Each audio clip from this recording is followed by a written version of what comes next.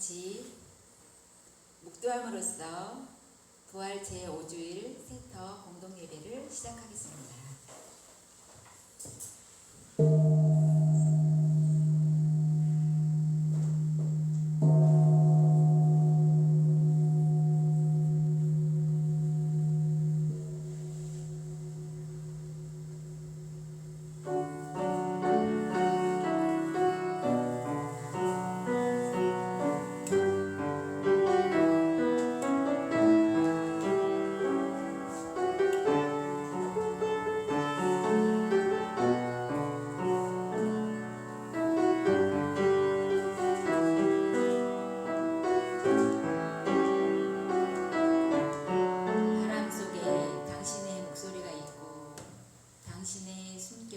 세상 만물에게 생명을 줍니다.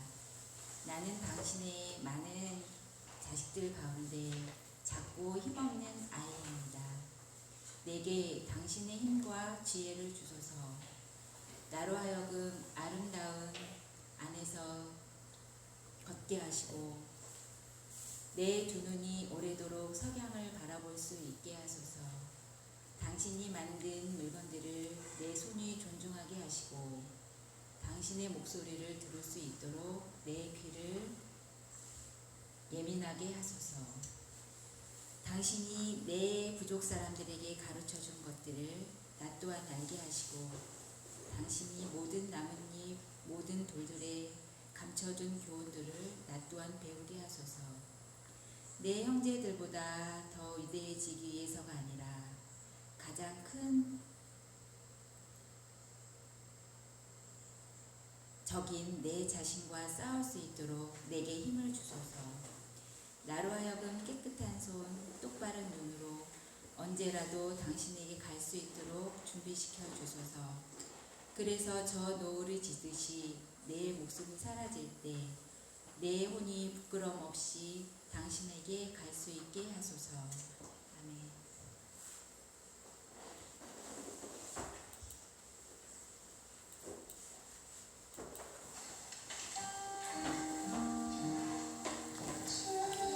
주님을 찬양하라.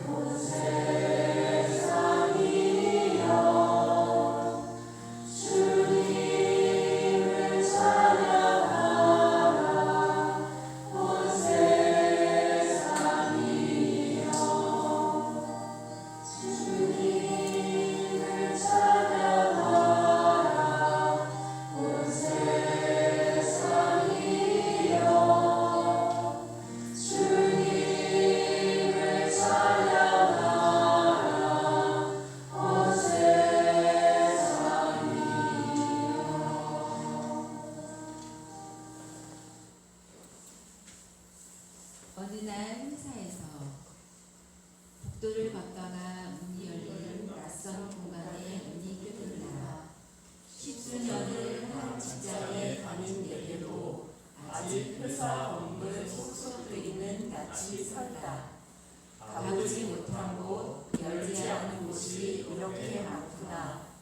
살면서 수없이 만나고 헤어진 사람들 속도 저렇듯 여러 길이어서 숨겨둔 구석구석을 품고 있어서 가보지 못한 곳이 많구나 생각하니 멀었지 싶었다.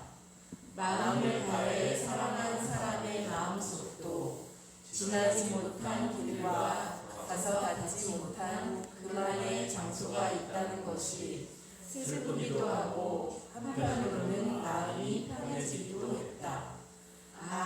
아직 더 많이, 더 끝까지 가보아야 하는 거구나 생각했다. 아멘. 이 시간 고백의 찬송 하시겠습니다.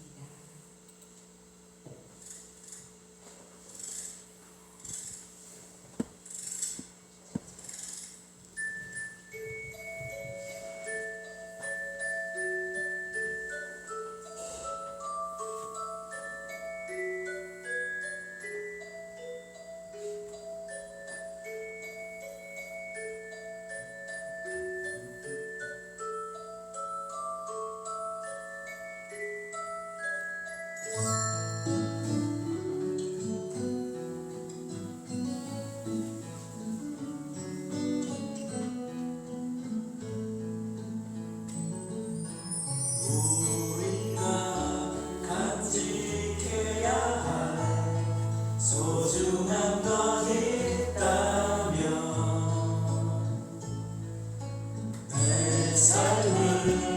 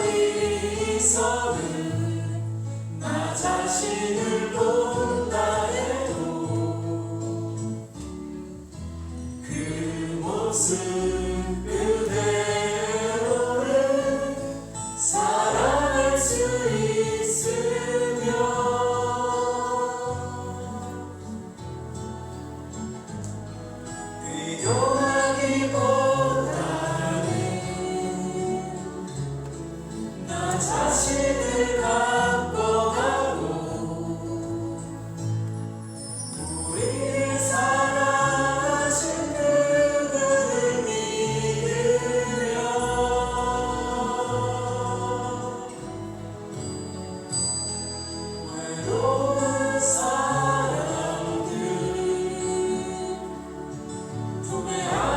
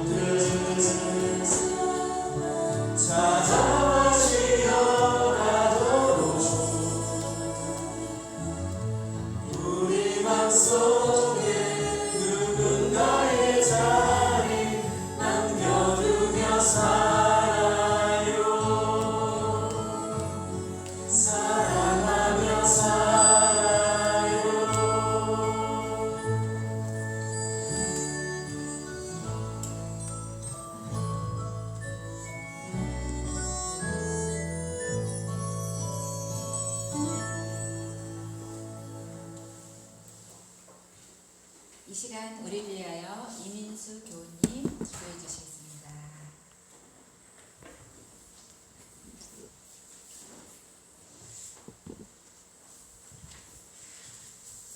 다 같이 기도하시겠습니다. 주님, 석 달 만에 이렇게 교회에 나와서 저희 세터 식구들, 비록 소수이지만 우리 함께 또 이 방송을 보면서 모두와 같은 마음으로 주님께 예배드릴 수 있게 해주셔서 진심으로 감사드립니다. 주님, 저희가 갑작스럽지만 이렇게 코로나 시대를 살게 되면서 정말 많은 일들을 겪게 되었습니다. 주님, 그 전까지도 우리는 사실 내일 일을 알지 못했지만 이렇게 큰 공포와 재앙 속에 살아가면서 정말 오늘 이 순간 말고는 내일에 대해서, 미래에 대해서 우리가 아무것도 확신하고 예측할 수 없다는 큰 교훈을 깨닫고 있습니다. 주님, 그럴수록 우리가 지금 이 순간, 지금 내 자신을 주님 앞에서 정직하게 돌아보고 어떤 것이 가장 이 세상에 태어난 주님의 뜻, 나의 생명 그대로 아름답고 온전하게 살아가는 것인가를 깊이 돌아보고 주님 앞에 한 걸음 더 나아갈 수 있게 되기를 원합니다. 주님, 저희 지금 이 사회에서 미래를 예측할 수 없게 되면서 우리의 미래를 준비하기 힘들었던 많은 취약계층들이 안타깝게 일자리를 잃거나 생존의 위협을 받고 있습니다.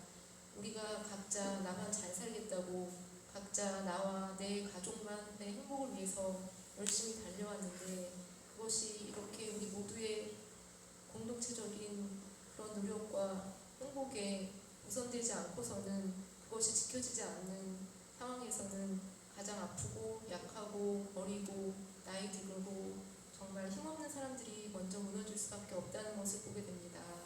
주님, 이 시대, 이 어려움 속에서 힘들고 정말 아프고 잃어버려서, 가족과 건강을 잃어버려서 고통 속에 있는 그런 이웃들에게 주님 함께하여 주시고, 저희가 또 그들을 위해서 정말 나눌 것이 무엇이 있는지를 함께 생각해보고 실천할 수 있도록 해주시기를 원합니다.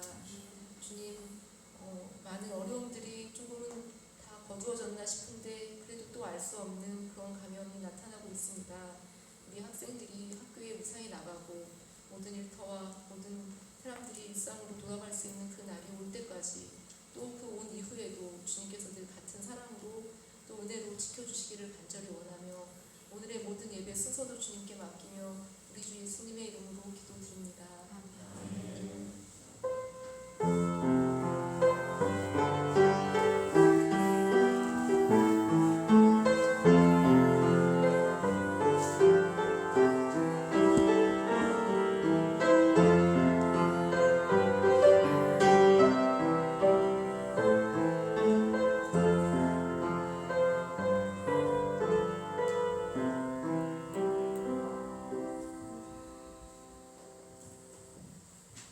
오늘의 말씀, 우리 교인들께서 돌아가면서 봉독해 주시겠습니다. 첫 번째 말씀은 사도행전 6장 1절에서 7절 말씀입니다.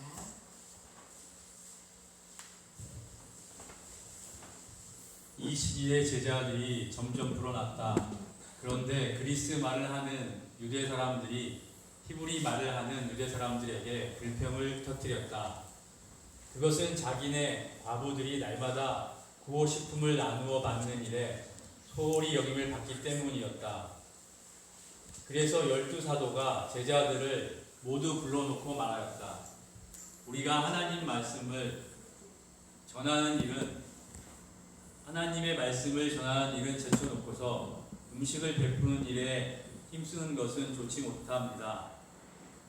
그러니 형제자매 여러분, 신망이 있고 성령과 지혜가 충만한 사람 일곱을 여러분 가운데서 뽑으십시오.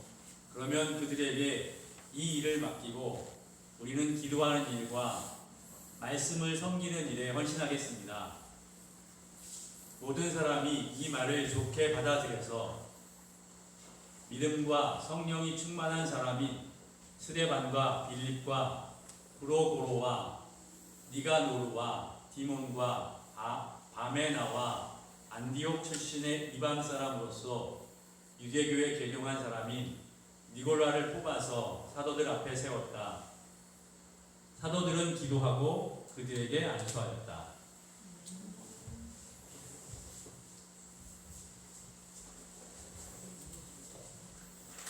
베드로전서 2장 4절부터 9절까지입니다. 주님께 나아오십시오. 그는 사람에게는 버림을 받으셨으나 하나님께는 택하심을 받은 살아있는 귀한 돌입니다. 살아있는 돌과 같은 존재로서 여러분도 집 짓는 데 사용되어 신령한 집이 됩니다. 그래서 여러분은 예수 그리스도로 말미암아 하나님께서 기쁘게 받으실 신령한 제사를 드리는 거룩한 제사장이 되십니다. 성경에 이런 말씀이 있습니다. 보아라, 내가 골라낸 귀한 모퉁이 돌 하나를 시온에 둔다. 그를 믿는 사람은 결코 부끄러움을 당하지 않을 것이다. 그러므로 이 돌은 믿는 사람들인 여러분에게는 귀한 것이지만 믿지 않는 사람들에게는 집을 짓는 자들이 버렸으나 모퉁이의 머릿돌이 된 돌이요 또한 걸리는 돌과 넘어지게 하는 바위입니다. 그들이 걸려서 넘어지는 것은 말씀을 순종하지 않기 때문이며 또한 그렇게 되도록 정해 놓으셨기 때문입니다.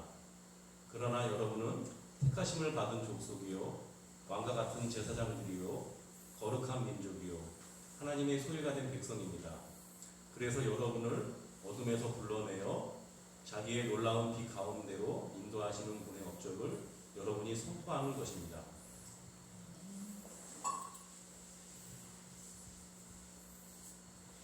요한복음 14장 1절부터 12절. 너희는 마음에 근심하지 말아라. 하나님을 믿고 또 나를 믿어라. 내 아버지의 집에는 있을 곳이 많다. 그렇지 않다면 내가 너희가 있을 곳을 마련하러 간다고 너희에게 말했겠느냐? 나는 너희가 있을 곳을 마련하러 간다. 내가 가서 너희가 있을 곳을 마련하면 다시 와서 너희를 나에게로 데려다가 내가 있는 곳에 너희도 함께 있게 하겠다. 너희는 내가 어디로 가는지 그 길을 알고 있다. 도마가 예수께 말하였다. 주님, 우리는 주님께서 어디로 가시는지도 모르는데 어떻게 그 길을 알겠습니까? 예수께서 그에게 말씀하셨다. 나는 길이요 진리요 생명이다. 나를 거치지 않고서는 아무도 아버지께로 갈 사람이 없다. 너희가 나를 알았더라면 내 아버지도 알았을 것이다. 이제 너희는 내 아버지를 알고 있으며 그분을 이미 보았다. 끝. 요한복음 14장 1절에서 12절 말씀입니다. 빌립이 예수께 말하였다. 주님, 우리에게 아버지를 보여주십시오. 그러면 좋겠습니다. 예수께서 대답하셨다. 빌립아, 내가 이렇게 오랫동안 너희와 함께 지내는데도 너는 나를 알지 못하느냐? 나를 본 사람은 아버지를 보았다. 그런데 내가 어찌하여 우리에게 아버지를 보여주십시오 하고 말하느냐? 내가 아버지 안에 있고 아버지께서 내 안에 계시다는 것을 내가 믿지 않느냐? 내가 너희에게 하는 말은 내 마음대로 하는 것이 아니다. 아버지께서 내 안에 계시면서 자기의 일을 하신다. 내가 아버지 안에 있고 아버지께서 내 안에 계시다는 것을 믿어라. 믿지 못하겠거든 내가 하는 그 일들을 보아서라도 믿어라. 내가 진정으로 너희에게 말한다. 나를 믿는 사람은 내가 하는 일을 그도 할 것이요 그보다 더 큰 일도 할 것이다. 그것은 내가 아버지께로 가기 때문이다. 이 시간은 우리 양은찬 어린이의 반주에 맞춰서 양은서 죄송합니다. 양은서 어린이의 반주에 맞춰서 특별 찬양 듣겠습니다.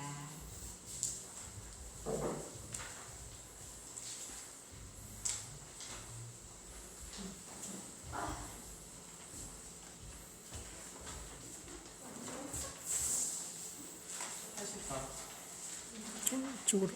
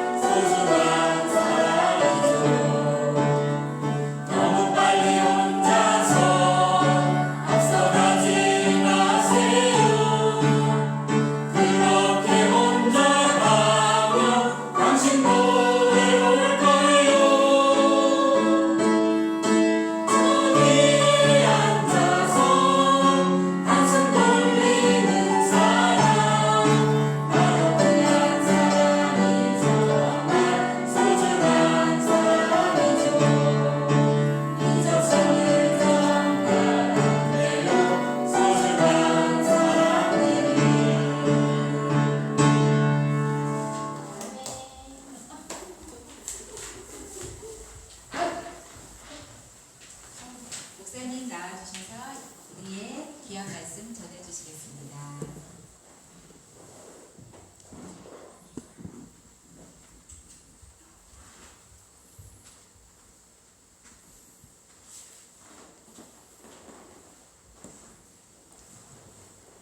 이제 밴드에서는 이제 정유 씨가 나갔어요. 제가 이제 들어옵니다. 네.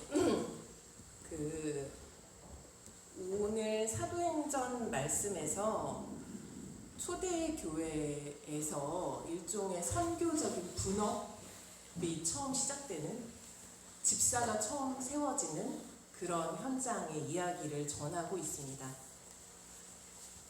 이 말씀이 여러분한테는 어떤 생각? 이 말씀을 보면 어떤 생각이 제일 먼저 떠오르세요?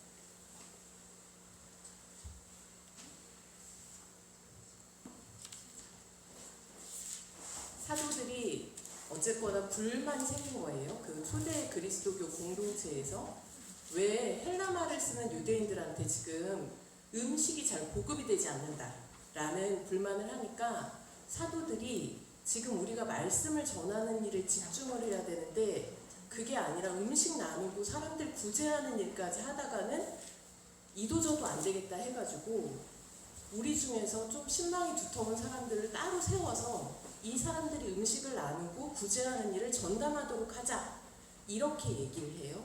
그렇게 해서 최초의 집사, 7명의 집사를 세우고 기도하고 안수합니다. 이 장면이 오늘 사도행전의 말씀입니다.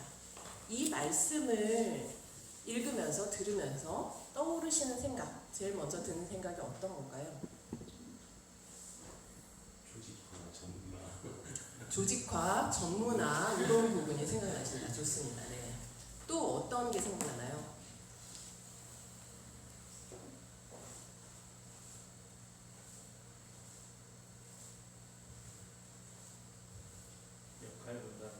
역할 분담. 네. 목사인 저로서는 집사의 역할, 이런 게 이제 제일 많이 생각나고 그래야 되는데 저는 사실 이 본문을 볼 때마다 어떤 게 제일 많이 생각이 드냐면요, 분업화라는 게 제일 많이 생각이 들고, 아울러서 떠오르는 개념이 뭐냐면 노동의 소외입니다. 노동의 소외. 이게 제일 먼저 생각이 나요. 그러니까 이 말씀을 통해서 이때부터 교회에 있어서 말씀을 전하는 일과 성도들에게 음식을 나누고 구제하는 일이 나뉘어진 거예요. 원래는 하나로 다 진행이 되고 있었을 텐데 이제 기도하고 말씀 전하는 일, 그 다음에 음식 나누고 구제하는 일이 나뉘어지는 최초의 장면이 사도행전의 오늘 본문의 말씀이 됩니다. 그리고 저는 경험상 자라나면서 교회에서 음식을 나누고 구제하는 일보다 말씀을 전하고 기도하는 일이 일종의 약간 어떤 우위를 점하고 있는 것 같은 그런 느낌을 받았었기 때문에 이 말씀이 사실 그다지 저의 마음속에서 환영하는 기분이 들지가 않습니다. 그리고 또 떠오르는 책의 구절이 있었는데요. 어떤 거냐면요. 한번 들어보세요. 이게 헨리 데이빗 소로우라는 사람이 월든이라는 책을 썼는데요. 그 월든의 한 구절이에요. 다음 학생 중 은차면서 잘 들어보세요. 다음 학생 중 한 달이 지난 다음에 어느 쪽이 더 발전해 있을까? 1번, 2번이 있습니다. 1번입니다. 한 학생은 자기가 캐낸 쇠붙이를 녹여서 주머니 칼을 만들되 그러는 중에도 거기에 관련된 책들을 읽었습니다. 또 한 학생, 두 번째 학생은 대학에 나가 광물학 강의를 듣되 아버지로부터 로저스표 주머니칼을 선물로 받았다면 둘 중에 한 달이 지난 다음에 누가 더 어느 쪽이 더 발전해 있을까라는 이야기예요. 어느 쪽이 더 발전해 있을까요? 은서야. 번째. 첫 번째? 맞아요? 은찬이 생각은 어때요? 번째. 어? 번째. 두 번째? 아, 일단 양은서랑 다른 길을 가고 싶어요. 아, 좋아요. 아주 좋습니다. 양은서랑 같은 길을 갈 수는 없죠. 그렇습니다. 아, 네. 둘 다. 소로가 사실 책을 읽다 보면 되게 웃기는 대목들이 많은데 이 마지막 누가 더 발전해 있을까라고 다시 묻지 않고요. 뭐라고 물어봤냐면 둘 중에 누가 더 손에 잘 베이겠는가, 손이 잘 베이겠는가를 물어봐요. 이 칼에. 네. 아무튼 어쨌거나 저희가 사실 우리 현대 사회라는 사회의 기초가 일종의 집을 짓고 옷을 짓고 먹을 거를 만들고 하는 기초적인 생활을 모두 다 남의 손에 맡겨서 살아가고 있어요. 그래서 사실 구체적인 삶으로부터 많이 소외되어서 살아가는 요즘 사람들, 그리고 심지어 그렇게 구체적인 노동은 사실 하지 않고 머릿속에 이론만 가득한 지식인들에게 더 많은 임금 그리고 더 많은 사회적인 존경이 지불되는 그런 현대사회에 대한 비판을 소로우의 글은 담고 있습니다. 그렇기 때문에 오늘 저희 사도행전 6장 1절에서 7절의 말씀은 왠지 저에게 늘 그다지 기분 좋은 말씀이 아니다 이런 느낌으로 읽혀졌던 것 같아요. 근데 이렇게 음식을 나누는 일, 구제하는 일, 그리고 말씀을 전하고 기도하는 일, 이렇게 두 가지 이 일이 이때 사도행전 6장에서 처음 나눠진 걸로 나오는데 그거보다 먼저 나뉘어진 일이 있었어요. 만약에 이게 일종의 노동의 소외라고 본다면 그거보다 먼저 나뉘어진 게 있었어요. 최초의 소외가 먼저 발생하고 있었다는 것을 제가 오늘 이 본문 말씀을 읽으면서 다시 느끼게 됐었거든요. 최초에 뭐가 나뉘어져 있었던 거죠? 이게 나뉘어지기 전에 음식을 나누는 일, 구제하는 일과 말씀을 전하는 일을 나눠서 하기 전에 그 전에 뭐가 나뉘어져 있었어요.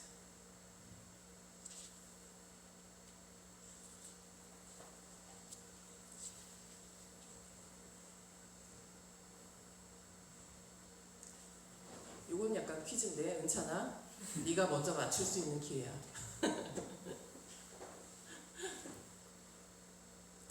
이건 제가 아닌 이상 여러분은 맞추기가 힘들어요. 저니까 할 수 있는 생각이에요. 뭐가 나뉘어져 있었냐면 그리스도교 공동체에서 일하는 사람과 일하지 않는 사람이 나뉘어져 있었죠. 12 제자들이 음식을 나누는 일과 말씀을 전하는 일, 기도하는 일을 다 한 거죠. 나머지 사람들은 그냥 온 거죠. 그랬을 가능성이 높죠. 왜냐하면 제자들이 말씀을 전하고 기도하고 거기다가 음식까지 나누려니 자꾸 뭔가 문제가 생기는구나 라는 생각 때문에, 혹은 그동안은 작은 공동체였기 때문에 그냥 이게 다 감당이 가능했는데 이제 좀 인원이 많아지다 보니 더 이상은 이렇게는 감당을 못하겠다 라는 생각을 했을 가능성이 큽니다. 이 일, 교회 공동체를 세우고 그 교회 공동체에서 서로 음식을 나누기도 하고 혹은 말씀을 전하기도 하고 또 기도해 주기도 하고 하는 이 모든 일들이 어떤 의미에서는 제자들의 몫으로 남겨져 있었고, 나머지 사람들은 그것을 향유하는, 말씀을 듣고 기도를 받고 음식을 통한 은혜를 받고 이런 사람들로 구성되어 있었을 가능성이 큽니다. 그래서 사실 이 말씀은 사도행전의 6장에 나오는 첫 말씀은 교회에서 분업이 시작되는 그런 말씀인데, 이 분업의 시작이라는 게 어떤 그리스도교 공동체의 노동이 드디어 소외되기 시작했구나 이런 식의 처음이 아니라, 사실 그동안은 어떤 사람들, 구약에서는 제사장만, 그리고 또 신약에 이르러서도 제자들만 말씀을 전하고 또 음식을 나누고 기도하는 일을 해야 된다라고 하는 경계를 허물고, 모든 그리스도인들이라면 그리스도의 공동체를 함께 세우는 일에 참여해야 한다라는 것을 보여주는 아주 상징적인 본문이라고 할 수 있을 것 같습니다. 모든 그리스도인은 지금 여기에서 적극적으로 복음화 활동을 하라는 요구를 받습니다. 이게 초대교회 이후 우리 그리스도교 공동체에 지속적으로 전해지고 있는 메시지입니다. 목회자만 하는 게 아니고 혹은 집사들만 하는 게 아니고 모든 그리스도인은 지금 여기에서 적극적으로 하나님의 말씀을 전하는 활동을 하라는 요구를 받는다는 겁니다. 이게 프란치스코 교황이 쓴 복음의 기쁨이라는 책에 이렇게 나와 있습니다. 분명히 구원하시는 하나님의 사랑을 진실로 체험한 사람이라면 그 누구라도 밖으로 나아가 그 사랑을 선포하는 데에 오랜 준비나 긴 시간의 훈련이 필요 없습니다. 예수 그리스도 안에서 하나님을 만난 그리스도인은 모두 선교사입니다. 이렇게 표현하고 있습니다. 그래서 하나님의 말씀을 전하는 일, 하나님의 일종의 뭐라 그래야 되죠? 일꾼으로서 선교적인 삶을 사는 일, 그런 것은 일부의 어떤 사람들에게만 해당되는 삶의 사명이 아니라 모든 그리스도인들이라면 응당 그렇게 살아야 하는 그런 사명이다라는 것을 이 사도행전의 말씀이 드러내 보여주고 있다, 이렇게 말할 수 있을 것 같습니다. 그래서 제자들만 안수받는 것이 아니고 집사들도 안수받았습니다. 목회자만 안수받는 게 아니고 집사들도 안수받습니다. 목회자만 교회를 운영하는 게 아니라 장로들도 함께 교회를 운영합니다. 이게 장로교회의 굉장히 중요한 원리이고, 그 원리는 이때 사도행전의 초대교회 공동체에서부터 시작되었다라고 볼 수 있을 것 같습니다. 그래서 오늘은 이것만 기억하면 되겠죠. 지금 나는 어떻게 복음화의 사명을 감당하고 있는가? 이 부분을 우리가 함께 나누어 보면 될 것 같습니다. 여러분은 지금 여러분의 일상생활 가운데에서 복음화의 사명을 잘 감당하고 계십니까? 네, 아니요로 대답할 수 있습니다. 네, 아니요라고 대답하실 수 있습니다. 구체적으로 소리를 내진 않으셔도 됩니다. 모든 그리스도인은 복음화의 사명을 감당하는 것이 그리스도인에 된 기본적인 삶의 자세라고 오늘 우리는 사도행전의 말씀을 통해서 가르침을 받습니다. 말씀을 전하고 기도를 하고 또 성도들이나 혹은 내 주변의 이웃을 보살피는 일이 그리스도인이라면, 하나님의 사랑을 진실로 한 번이라도 체험한 사람들이라면 응당 그래야 하는 일이다 라는 것을 오늘 우리는 초대교회 그리스도교회 역사에서 가르쳐 주심을 받고 있습니다. 여러분의 삶에서 복음화의 사명을 잘 감당하고 있지 못하시다면, 물론 잘 감당하고 있다고 저는 믿고 있습니다만은 잘 감당하고 있지 못하시다면 혹시 그것은 주로 이유가 어떤 걸까요? 복음화의 사명은 뭘까요 도대체? 우리가 우리 삶을 살아가면서 내가 복음화의 사명을 감당한다, 선교하는 제자로서 살아간다 라는 건 도대체 어떻게 살아가라는 걸까요? 그리고 그렇게 살아가고 있지 못하다면, 대부분은 그렇게 살아가고 계시겠지만 혹시 그렇게 살아가고 있지 못하시다면 그 이유는 무엇일까요?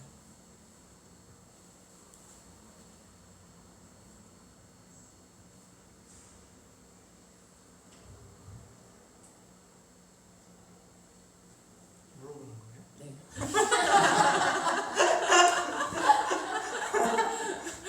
네, 물어보는 거냐는 질문이 있었어요. 네, 물어보는 겁니다.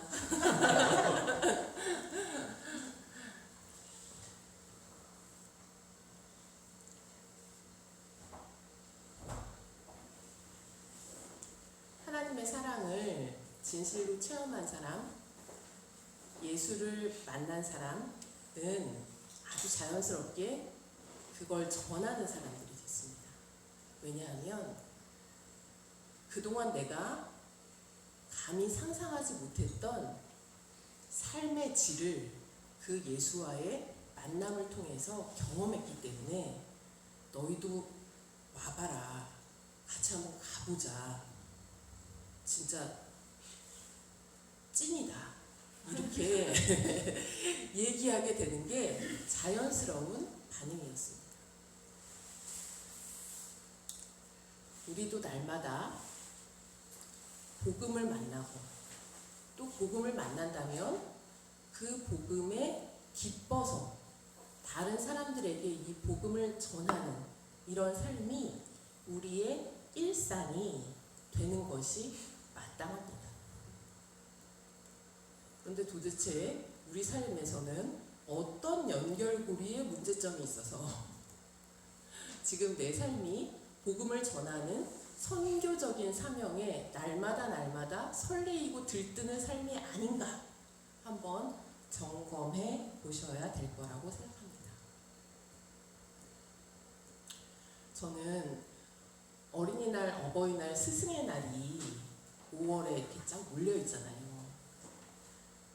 제 생애에서 가장 기쁜 어린이날, 어버이날, 스승의 날을 맞습니다.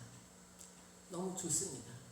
이 기회에 명단을 뽑아서 누군가 막 이렇게 표현해야 될, 감사를 표현해야 될 사람들을 막 찾고 그분들에게 감사를 표현하는 게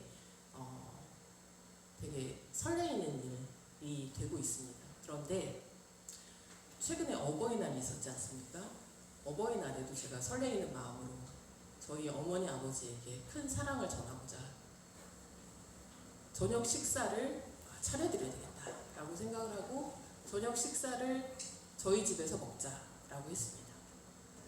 새벽에 4시인가부터 일어나가지고 음식을 막 준비를 해놓고 출근을 해야 되니까 출근했다가 퇴근하고 돌아와서 짜잔 하고 이렇게 되는 그런 코스였어요. 물론 그렇다고 해서 제가 뭘 되게 많은 걸 한 게 아니에요. 그냥 대체로 사오는 건데 거기에 살짝 얹을 것을 하는 데에도 그렇게 많은 시간이 들었다. 그런 정도로 이해하시면 되는데 모든 일이 착착 되어가고 있다고 생각했는데 차가 너무 밀리는 거예요. 아, 나는 왜 이것까지 예상을 하지 못했던가.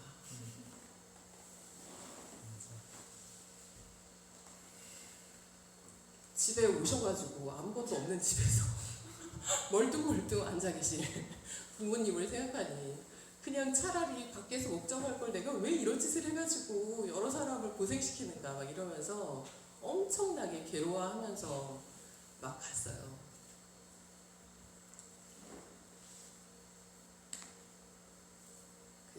제가 이 얘기를 왜 하냐면 근데 이 가는 와중에 그 길을 가는 와중에 밀리는 차한테도 화가 나고 심지어 엘리베이터도 15층부터 계속 써요. 그래가지고 도저히 이게 너무 화가 나는 일들이 너무 많은 거예요. 너무 많고 그 다음에 또 집에서 엄마 아버지가 별로 말씀도 안 하시는데 지레짐작으로 이미 화가 나셨겠다 라고 생각을 해서 화를 내시는 그분들한테도 또 원망이 되고 막 등등등 하면서 이제 제가 막 그러면서 간 거예요. 가다가 중간에 잠깐 정신을 차렸어요. 정신 차리자. 정신 차리자. 내가 그동안 이렇게 계속 살아왔구나. 뭔가 안 되는 일에 대해서 엄청 화내고 그리고 남들은 화를 내지도 않았는데 화낼 거라고 가정해서 또 막 원망을 하고 막 이러면서 살아왔구나 라는 생각을 하면서 정신 차리자 라는 생각을 했어요. 정신 차리자 라고 생각하고 엄마 아버지한테 진짜 죄송하지만 지금은 어쩔 수 없다 그렇게 생각을 하고 진짜 죄송한 마음을 표현을 하고 잠깐만 기다려 주셔라. 예정된 시간에 제가 한 20분 정도 늦었거든요. 30분 정도면 도착할 것 같다. 30분 안에는 도착할 것 같다. 이렇게 말씀을 드리고 급한 대로 뭔가 다른 걸 드실 거를 이렇게 해서 드시고 계시면 된다. 이렇게 얘기를 하고 그러고서 갔어요.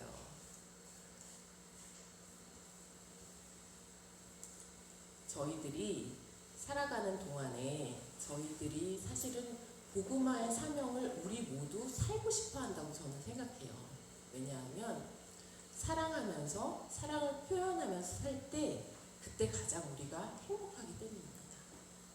그런데 그 사랑을 표현하는 과정 속에서 저희가 아직 정화되지 못한 나의 분노라든지 두려움이라든지 죄책감이라든지 질투라든지 이런 것들을 엄청 만나게 되고 그래서 원래 우리가 표현하려고 했던 순수한 사랑이 그런 방해하는 것들에 의해서 제대로 자라나지 못하고 막혀버리는 경우가 참 많구나 하는 생각을 하게 됩니다. 우리 마음 깊은 곳에 복음화의 사명이 심어져 있습니다. 사랑하고 싶은 욕구가 진실로 감사하고 싶은 마음이 진심으로 존경하고 평화롭게 지내고 싶은 마음이 우리 가운데 심겨져 있습니다.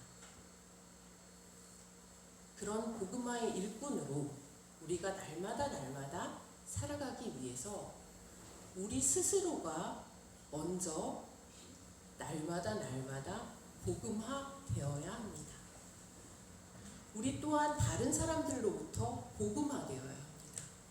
그래야 우리 안에 있는 복음의 씨앗이 더 잘 자라날 수 있도록 어떻게 물 주어야 하는지 어떻게 길러내야 하는지 알 수가 있습니다.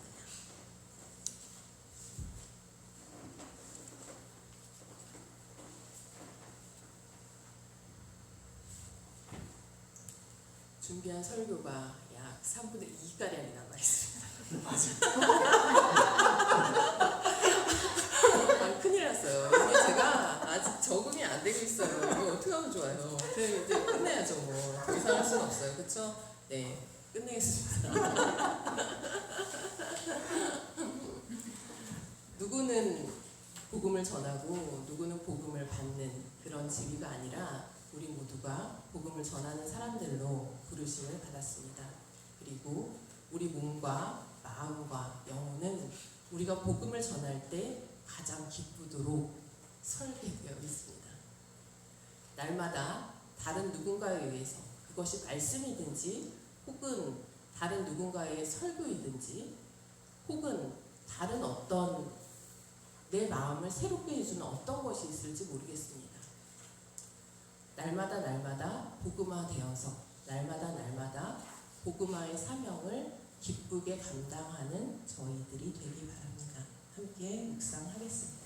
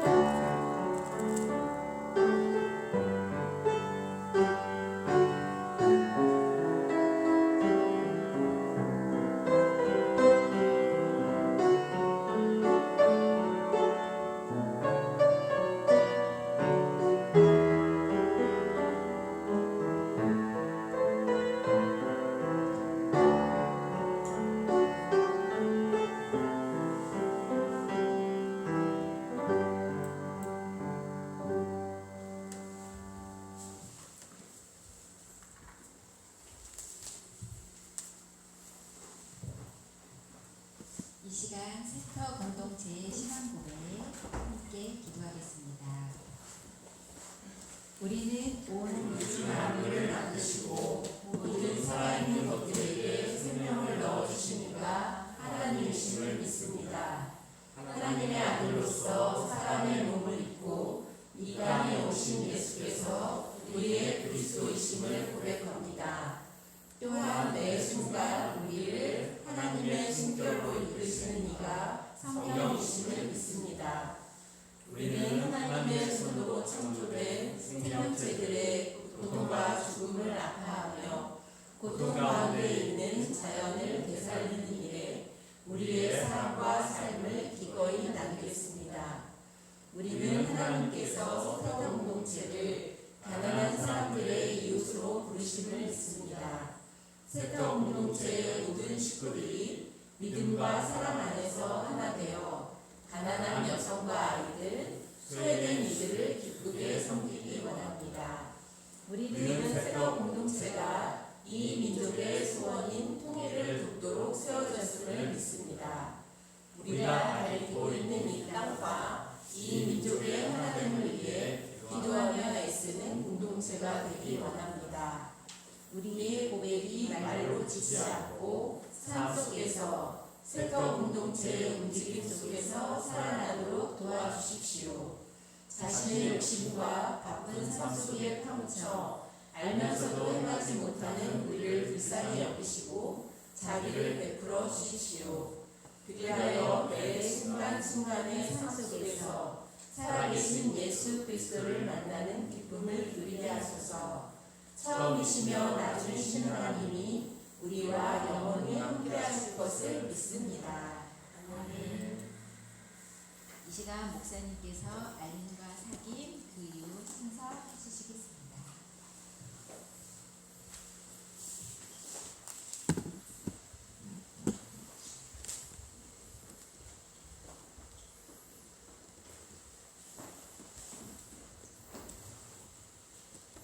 할 때마다 어색하지만 또 해봅니다. 안녕하세요.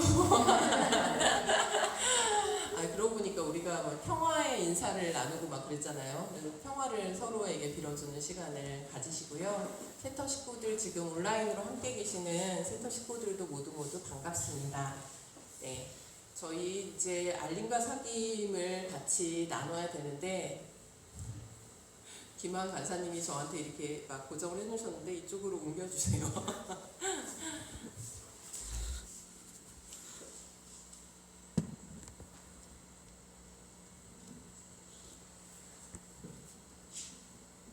네, 안녕하세요. 막 올라오고 있어요. 반갑습니다.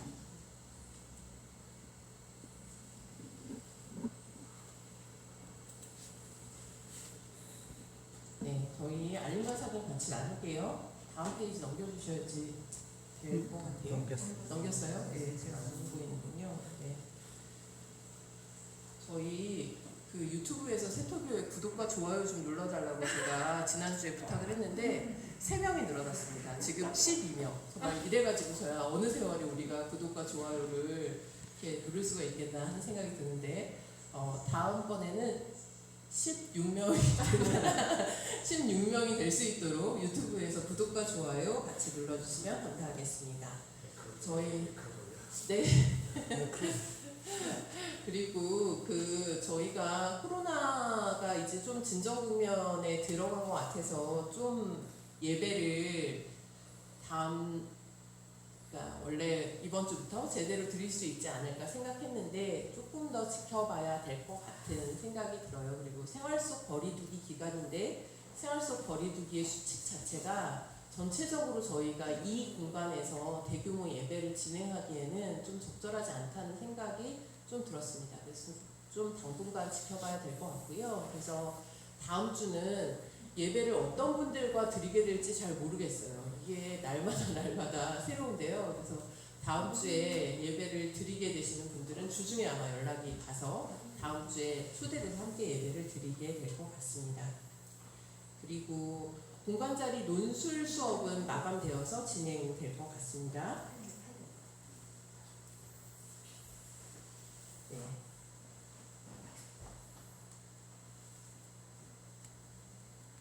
그리고 저희가 5월 31일이 성령 강림 주일이에요. 지난번에는 부활주일 전에는 예배를 모여서 드릴 수 있겠지라는 생각을 했는데 이번에 또 소망을 품어봅니다. 성령 강림 주일에는 예배를 같이 드릴 수 있겠지. 6월 첫 주는 환경주일 이렇게 예배를 준비하고 있겠습니다. 네. 이제 마치면 되나요? 그렇죠? 네, 알겠습니다. 네. 아무튼 오늘은 강서, 일산, 그리고 인천, 부천 지금 안 나오셔서 그러는데 남명 장로님 저기서 예배드리고 계십니다. 그래서 부천까지 같이 해서 예배를 드렸는데 본의 아니게 이렇게 지역별로 같이 만나게 되는 것도 좋은 시간인 것 같습니다. 네, 다 같이 일어나셔서 별단의 찬송하겠습니다.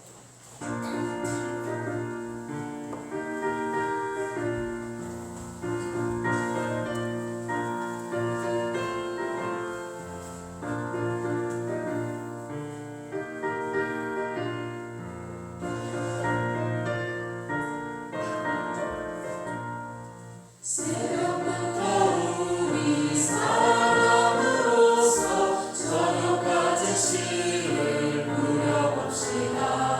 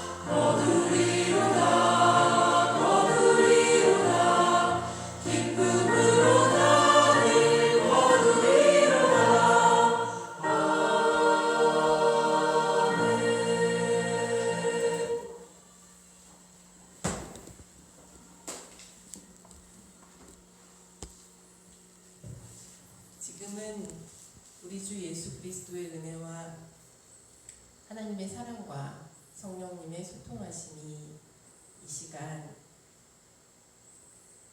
새벽부터 밤중까지 사랑함으로써 씨를 뿌리고자 하는 세터교회 식구들 삶 한가운데 이제부터 영원까지 함께 하실 것을 간절히 축원하옵나이다.